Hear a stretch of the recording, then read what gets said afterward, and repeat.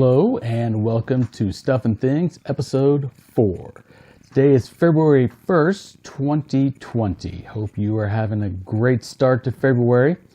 I just got back from my local cinema where I went to see The Gentlemen, and I'm about to tell you about it right now. The Gentlemen is a movie written and directed by Guy Ritchie. Now, those of you into the tabloids probably remember that Guy Ritchie used to be married to Madonna. He's also got a large collection of movies he's done, but they are kind of hit and miss. Now, you may remember the creepy live-action Aladdin from last year. That was directed by Guy Ritchie. Before that, he did the just plain awful Arthur, Legend of the Sword, with Charlie Hunnam in it. But he has also brought us the Sherlock Holmes movies with Robert Downey Jr. And those were big successes for him. They made a lot of money, and they really helped Robert Downey Jr. get his credit as a major action star. But Guy Ritchie got his start in 1999 with 2 films.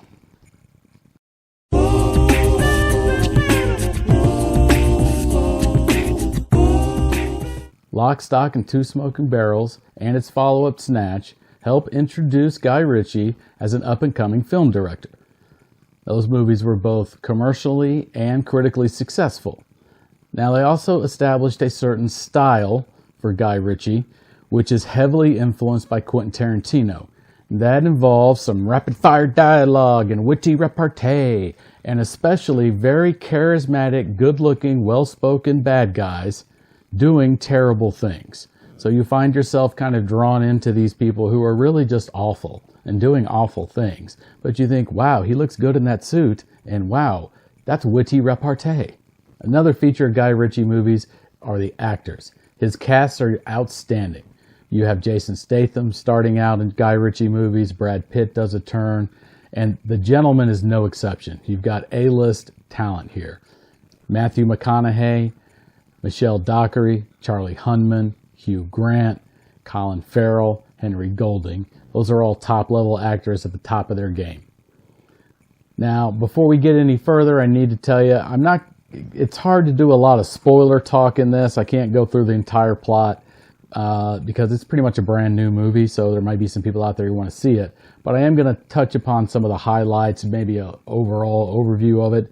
If you want to go in knowing absolutely nothing, then you're probably going to want to fast forward to the end, and I'll leave the time mark down at the bottom where I actually just tell you what my overall opinion of the movie is. The Gentleman's plot revolves around Matthew McConaughey's character, Mickey Pearson. Mickey Pearson is the drug kingpin of weed in England, and as such has generated enormous wealth and power, cornering the market on the weed trade. But he is approaching his middle ages, he's in his 40s, and he kind of wants out. He's done it all. It's a lot of work, a lot of effort. He's clawed his way up through the bottom. He's now married to Michelle Dockery's character, who's from Downton Abbey, if you remember that Lady Mary. Her name is Roz in this movie. And he has his number one right-hand man, Raymond, played by Charlie Hunnam. The three of them are kind of trying to plan out how he's going to be able to basically retire. What's going to happen to his business. So he decides to sell it to another drug kingpin named Matthew. They come to a price, and then things kind of start unraveling. There's some a counteroffer from a kind of unknown member of the Chinese Asian gang that's apparently there in England somewhere. It's not 100% clear. And then that sets off a whole chain of events. There's a lot of double twists and plot reverberations and things happening all over the place. Chaos ensues. Colin Farrell plays a character called the Coach in this movie. He does a phenomenal job. He is amazing. He is the best thing about this movie by far. Followed closely by Hugh Grant, who plays a disgusting private investigator for a tabloid journal in England, and he has some great scenes too. But I really think Colin Farrell is the guy who kind of steals the movie from that standpoint. McConaughey, he does McConaughey. All right, that's what he does. He brings a charming wit, and just underneath that surface is the hardened soul of a man willing to do whatever it takes to get to the top and stay there.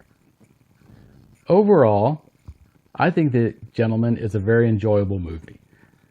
If you enjoy Lock, Stock, and Two Smoking Barrels and Snatch, this movie fits right in with those and you'll like it.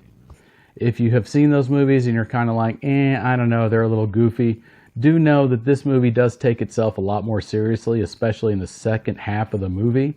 It doesn't have nearly as many slapstick elements as Snatch and Lock, Stock, and Two Smoking Barrels do.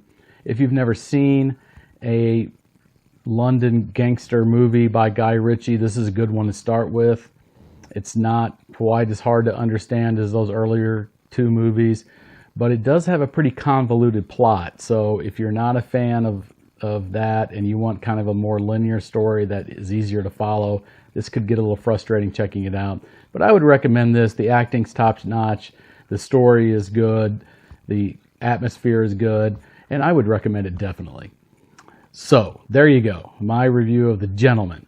If you have any questions or comments, leave them in the section below. If there's a movie you'd like me to review or a TV show or whatever, just let me know in the comments. Make sure to subscribe and click the button and the bell so you can know when I have new reviews coming out. I've got 3 or 4 other ones planned over the next couple of days. And I will talk to you later. Thanks.